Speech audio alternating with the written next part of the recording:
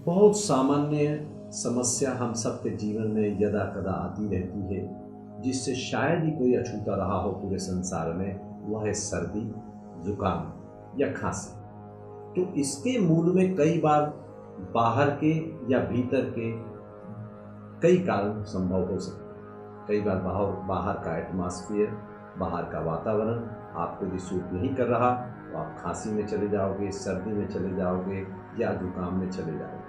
या भीतर आपने कुछ खा लिया, अपच हो गया, पेट की समस्या हो गई, या भीतर से कोई गैस्ट्रिक प्रॉब्लम हो गई, खट्टी डकारें आने लग गई, उसके साथ खांसी भी हो गई, गला खराब हो गया, जुकाम हो गया, या सर्दी में ज़्यादा एक्सपोज हो गया। तो अधिकतर कारण जो देखा गया है सर्दी जुकाम के लिए, कि सर्दी यानी बाहर ठंडक थी या कुछ ऐसी ठंडी तासीर वाली इफेक्ट वाली चीज़ खा ली जिससे शरीर में खूब ज़्यादा ठंडक हो गई, यानी बर्फ जैसा सिस्टम हो गया। अब इस सिस्टम को काउंटर करने के लिए, इसको अपोज करने के लिए या इसको प्रतिरोधक करने के लिए, इसको फाइट करने के लिए क्या अद्भुत, बहुत ही सुंदर मुद्रा हमारे योगियों ने हमें दी है, वह है लिंग मुद्रा।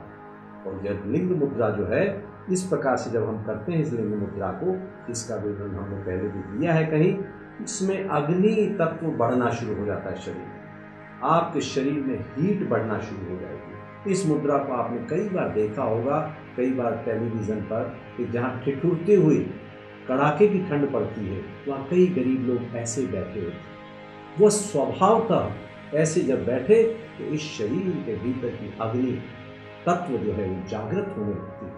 और जब अग्नि तत्व जागृत होगी तो अपने आप आपके शरीर में जो सर्दी का प्रकोप आया है, जुकाम का प्रकोप आया है, वो अपने आप घटने लग जाएगा और सर्दी से आपको मुक्ति मिलेगी। और इसके लिए बहुत ही सुंदर मंत्र भी है, ओम यम यम घंटाय नमः।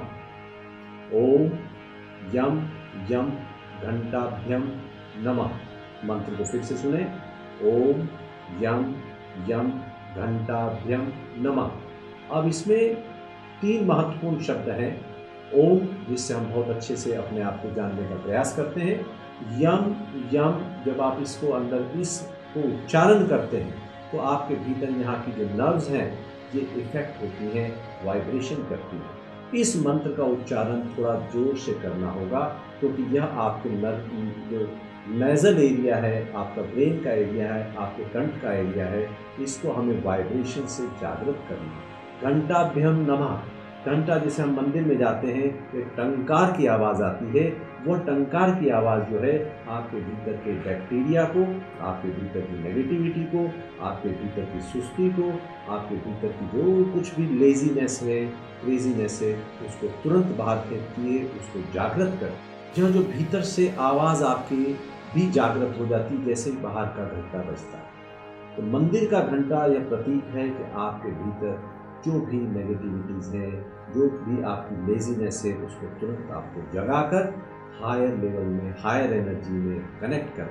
तो जब आप इस मंत्र का जाप करते हैं, आपके भीतर की शक्तियाँ जागती हैं, और जो आपके पास में जो सुस्ती आई या ठंडक आई या सर्दी आई, उसका सामना करती है, और ये आपको एक बहुत अच्छा संतुलन, बैलेंस प्रदान करती है। लिंग मुद्रा के साथ में मंत्र का जाप थोड़ा जोर से हम करते हुए इसको कम से कम 15 मिनट सुबह, 15 मिनट शाम को करें।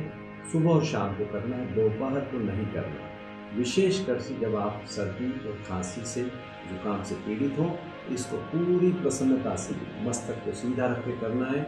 मस्तक को झुका कर नहीं करना, नहीं तो लाभ नहीं मिल पाएगा, क्योंकि मस्तक सीधा रहेगा, क्योंकि अग्नि की लो ऊपर की तरफ उठ रही है। यह आपके भीतर जो सर्दी है उसको गलाएगी, उसको ख़त्म करेगी, उसको जलाएगी, भस्म करेगी, और आप खांसी, सर्दी, जुकाम से मुक्त हो जाएंगे। बहुत अच्छा।